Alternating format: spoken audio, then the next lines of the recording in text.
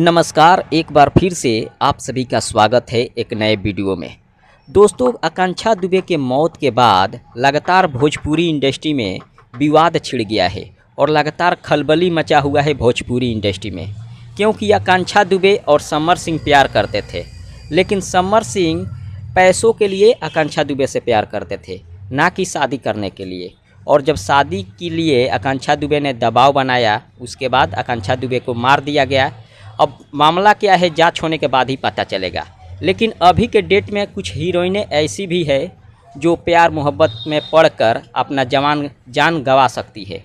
लेकिन आपको बता दें, जो भी हीरोइन ऐसा सोच रही है प्यार मोहब्बत की बातें, वैसा ना सोचिए।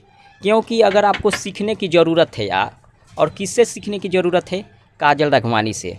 एक समय था जब काजल राघवानी और खेसारी लाल यादव लगातार एक साथ काम करते थे और काजल राघवानी को हर फिल्म में खेसारी लाल यादव रखते थे।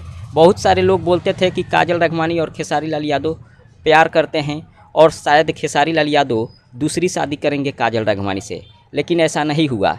लेकिन अंत में वही हुआ, काजल राघवानी और खेसारी लाल यादव के बीच विवाद हो गया और ये दोनों लोग अलग हो गए। लेकिन काजल राघवानी अभी तक ऐसा कोई कदम नहीं उठाई, खेसारी जी के बारे में भी कुछ नहीं बोली और ना ही कोई गलत कदम उठाई।